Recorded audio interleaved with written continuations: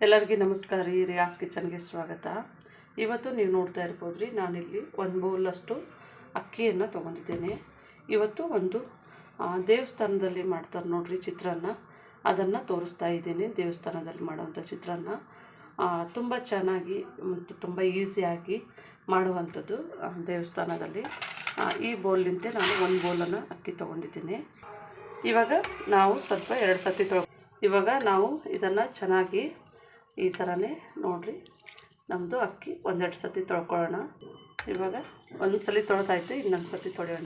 ಇವಾಗ 1-2 ಸತಿ ಈ ಕುಕ್ಕರ್ ತೊಗೊಂಡಿದ್ದೇವೆ ರೀ, ಇದಕ್ಕೆ ನಾವು ಅಕ್ಕಿಯನ್ನು ಹಾಕೋಣ. ಈಗ ಇದೇ ಬೌಲಿಂದ ನೋಡಿರಿ, 1-2 ಬೌಲಷ್ಟು ನೀರನ್ನು ಹಾಕೋಣ. ಇವಾಗ 1 ಬೌಲನ್ನು ನೀರು ಹಾಕೋಣ.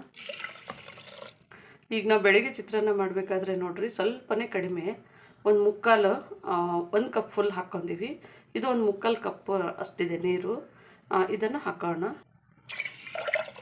ಇವಾಗ ಇದಕ್ಕೆ ನೋಡಿರಿ 1/4 ಚಮಚ ಅರಿಶಿನ. ಇವಾಗ ಇದಕ್ಕೆ 2 ಟೇಬಲ್ ಸ್ಪೂನ್ ಆಯಿಲು. 2 ವಿಜಲ್ಲು ಮಾಡಿಸಿದ್ರೆ ಸಾಕ್ರಿ. ಇದನ್ನು ಮೀಡಿಯಮ್ ಫ್ಲೇಮ್ನಲ್ಲೇ ಬೇಯಿಸಣ್ರಿ. 2 ವಿಜಿಲ್ ಆದಮೇಲೆ ನಾವು ಇದನ್ನು ಆಫ್ ಮಾಡೋಣ.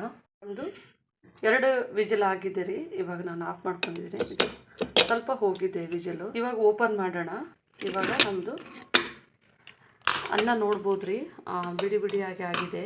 ಇವಾಗ ಅನ್ನವನ್ನು ಹಾಕಿ ನಾವು ಸ್ವಲ್ಪ ಬಿಸಿ ಇರ್ತದೆ ನೋಡಿರಿ, ಆರಿಸ್ಕೋಬೇಕಾಗತ್ತೆ.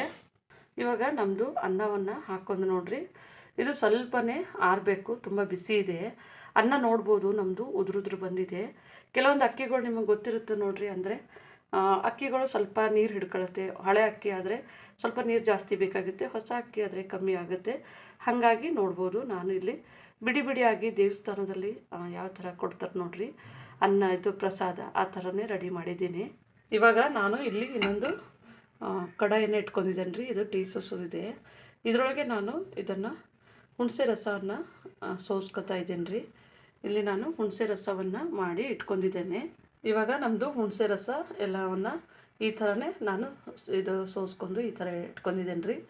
ಇವಾಗ ಇದಕ್ಕೆ ನೋಡಿರಿ, ನಾವು ಇವಾಗ ನಮ್ಮದು ಕುದೀತಾ ಇದೆ ರೀ. ಒಂದು ಸ್ವಲ್ಪನೇ ಕರಿಬೇವು ಸೊಪ್ಪು, 4 ಹಸಿಮೆಣಸಿನ್ಕಾಯಿ ಈ ಥರ ಹೆಚ್ಚಿಟ್ಕೊಂಡಿದ್ದೇನೆ. ಸ್ವಲ್ಪ ರುಚಿಗೆ ತಕ್ಕಷ್ಟು ಉಪ್ಪನ್ನು ಹಾಕೋತಾ ಇದ್ದೇನೆ. ಇದಕ್ಕೆ ಸ್ವಲ್ಪ ಉಪ್ಪನ್ನು ನೋಡಿ ಹಾಕಬೇಕಾಗತ್ತೆ ರೀ. ಹುಳಿ ಇರುತ್ತದಲ್ಲ ರೀ, ಉಪ್ಪು ನೋಡಿ ಹಾಕೋಬೇಕು. ನಾನು ಒಂದು ಸ್ವಲ್ಪ ಇಟ್ಕೊಂಡಿದ್ದೀನಿ. ಇದರೊಳಗೆ ಅರ್ಧದಷ್ಟು ಹಾಕಿ ಅರ್ಧ ಇಟ್ಕೊಂಡಿದ್ದೀನಿ. ಇದು ಸ್ವಲ್ಪ ಚೆನ್ನಾಗಿ 1-2 ನಿಮಿಷ ಚೆನ್ನಾಗಿ ಕುದಿಸ್ಬೇಕಾಗತ್ತೆ ರೀ. ಇವಾಗ ಇದಕ್ಕೆ ನೋಡಿರಿ 1/4 ಚಮಚದಷ್ಟು ಅರಿಶಿನವನ್ನು ಹಾಕ್ಕೋಬೇಕಾಗುತ್ತೆ. ಇದು 2 ನಿಮಿಷ ಚೆನ್ನಾಗಿ ಕುದಿ ಬರಬೇಕು. ಆಮೇಲೆ ನಾವು ಇದನ್ನು ಆಫ್ ಮಾಡ್ಕೊಳ್ಳೋಣ. ಇವಾಗ ನೋಡ್ಬೋದು ರೀ, ನಮ್ಮದು ಇದೆಲ್ಲ ಚೆನ್ನಾಗಿ ಬೆಂದು ಈ ಥರನೇ ನಮಗೆ ಗೊಜ್ಜು ರೆಡಿಯಾಗಿದೆ.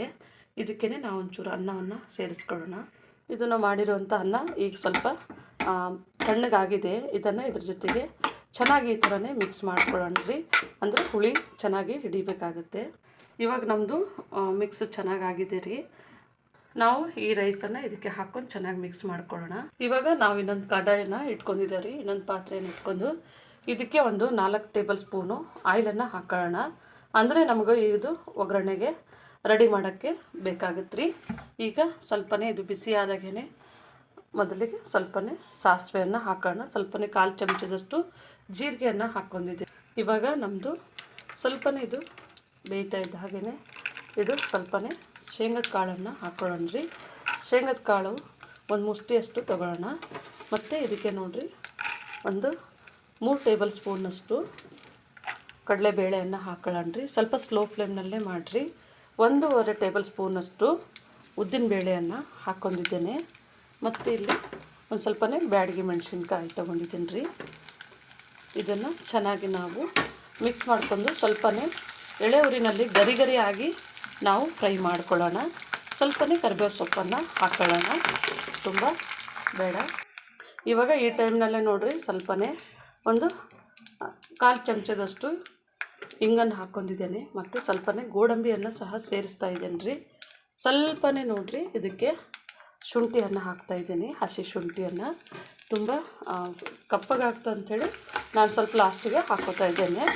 ಇದನ್ನು ಚೆನ್ನಾಗಿ ಮಿಕ್ಸ್ ಮಾಡೋಣ ರೀ. ನಮ್ಮದು ಇದೆಲ್ಲ ಗರಿ ಆಗಿ ಚೆನ್ನಾಗಿ ಬೆಂದಿದೆ. ಇವಾಗ ನಾವು ಸ್ಟವನ್ನು ಆಫ್ ಮಾಡ್ಕೊಳ್ಳೋಣ. ಇವಾಗ ನಾವು ಒಗ್ಗರಣೆಯನ್ನು ಹಾಕೊಂಡಿದ್ದೇವೆ ನೋಡಿರಿ, ಅದನ್ನು ಸಹ ಚೆನ್ನಾಗಿ ಅದರ ಜೊತೆಗೆ ಮಿಕ್ಸ್ ಮಾಡ್ಕೊಳ್ಳೋಣ.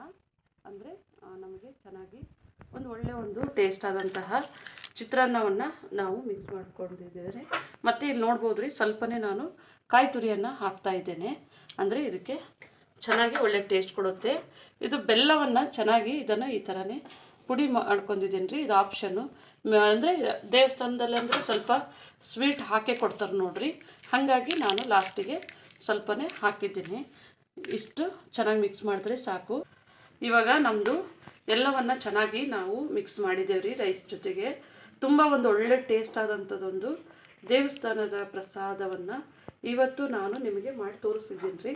ಕೊನೆಯದಾಗಿ ನಾವು ಸ್ವಲ್ಪನೇ ಕೊತ್ತಂಬರಿ ಸೊಪ್ಪನ್ನು ಹಾಕ್ತಾ ಇದ್ದೇವೆ, ಅಂದರೆ ಟೇಸ್ಟು ಚೆನ್ನಾಗಿರುತ್ತೆ. ಇವಾಗ ನೋಡ್ಬೋದು ರೀ, ನಮ್ಮದು ಚಿತ್ರಾನ್ನ ರೆಡಿಯಾಗಿದೆ. ತುಂಬ ಟೇಸ್ಟ್ ಆಗಿರುತ್ತೆ. ನೀವು ಒಂದು ಸತಿ ಮನೆಯಲ್ಲಿ ಟ್ರೈ ಮಾಡಿ ನೋಡಿ. ನಮ್ಮ ಚಾನಲನ್ನು ಸಬ್ಸ್ಕ್ರೈಬ್ ಮಾಡಿ, ಲೈಕ್ ಮಾಡಿ, ಶೇರ್ ಮಾಡಿ. ನಮ್ಮ ವಿಡಿಯೋನ ನೋಡಿದ್ದಕ್ಕಾಗಿ ಧನ್ಯವಾದಗಳು.